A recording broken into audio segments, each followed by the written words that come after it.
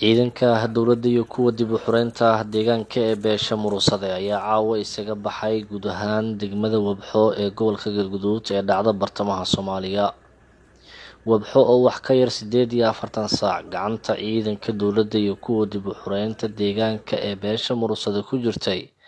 ayaa caawa haawanaysa kadib markii ciidanka dowladda gaar ahaan kuwa sida gaarka ah u tababaran ee kumaandooska danab magaaladaasi ay isaga baxeen iyaga oo Wabxo sidoo kale intaa kadib ayana ay soo faaruujiyeen ciidanka dib u xuraynta deegaanka ee beesha Muruusade oo watay gaadiidka dagaalka iyo ciidan aad u fara badan. Lama oga sababta rasmiga ah ee ka dambeysay in ciidankaas ay dib uga soo laabtaan Wabxo oo gobolka Galgaduud ka tirsan. Warar kala duwan ayaana ka soo baxaya sababta rasmiga ah ee ka dambeysay in ciidankaas ay Wabxo dib uga soo laabtaan. Ciidanka kumaandooska danab oo qaabilsan burburinta fariisimaha iyo xarumaha shabaabku ay Soomaaliya ku leeyihiin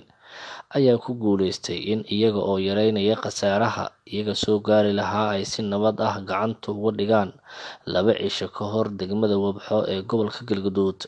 balse ciidanka danab ayaa amniga Wabxo ku wareejiyay ciidanka dib u xuraynta deegaanka ee beesha Muruusade maadaama ciidanka kumaandooska danab ay yihiin ciidan guurguura oo hadba cagta maraya fariisimaha shabaab kadibna uga taga ciidanka dib u xuraynta deegaanka iyo kuwa dowladda sida danab horay ay uga fulisay ama uga sameysay deegaano iyo gobollo Soomaaliya ka mid ah oo Hiiraan ay ka mid tahay oo deegaano fara badan oo ciidanka danab iyo kuwa dib u xuraynta ay wadajir u qabteen ciidanka danab ay uga tageen ciidanka dib u xuraynta beesha Xawaadle haatanna ay wadajir uga sugan yihiin iyaga iyo ciidanka dowladda. Deegaan u dhexeeya Wabxo iyo Maxaas ayaa waxaa fariisin ka dhigtay ciidanka uu watay Xildhibaan Jacfar kuwaas oo gaaraya 100 askari islamarkaana sidoo kale wata gaadiidka dagaalka. Dhanka kale waxaa maanta degmada Maxaas ee gobolka Hiiraan ka ambabaxay Muqdishona howlo shaqo u aaday Xildhibaan Maxamed Abuukar Jacfar oo isna safarkiisa ay warar kala duwan ay ka soo baxayaan. Ilo wareedyo lagu kalsoonaan karo oo warbaahinta la hadlay ayaa ku waramaya in Xildhibaan Jacfar safarkiisa Muqdisho uu ku khotamo sidii ciidamo gaaraya 100 uga soo daabuli lahaa Muqdisho si uu u keeno magaalooyinka Dhuusamareeb, Gurceel iyo Beledweyne islamarkaana ciidankaasi ay dib ugu hantiyaan gacan ku haynta Ceelbuur, Wabxo iyo deegaano kale oo beesha Muruusade ay degto si Al-shabaab looga faramarojiyo gacan ku haynta deegaanadaasi oo muddo dhowr iyo 10 sano ka badan ay maamulayeen.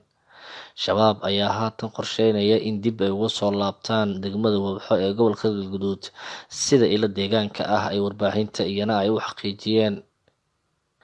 Waxaa durba halbacaad lagu lisan noqday dadaaladii uu waday Xildhibaan Maxamed Abuukar Jacfar oo ku aadanaa in isaga oo kaashanaya ciidanka dowladda iyo sidoo kale kuwa dib u xuraynta deegaanka ee beesha Muruusade ay gacanta ku dhigaan amniga deegaanada Al-shabaab haatan ay ka maamulaan dhulka ay degto beesha Muruusade oo ay ka mid tahay Wabxo iyo sidoo kale deegaano iyo degmooyin Ceelbuur ay ka mid tahay. Xildhibaanka ayaa la sheegay in dhanka dowladda federaalka Soomaaliya uu weydiisan doono taageero ciidan si ciidanka dib u xuraynta beesha Muruusade ciidanka dowladda ay garab u siiyaan, waxaana la sheegay in uu xildhibaanku ka dalban doono madaxda dowladda ugu sarreysa in 100 askari oo ka tirsan ciidanka xoogga dalka lagu biiriyo howlgalka ka socda deegaano u dhexeeya Maxaas iyo sidoo kale Wabxo. Maxamed Ibraahim Siyaad, Telefishinka Kalson, degmada Maxaas.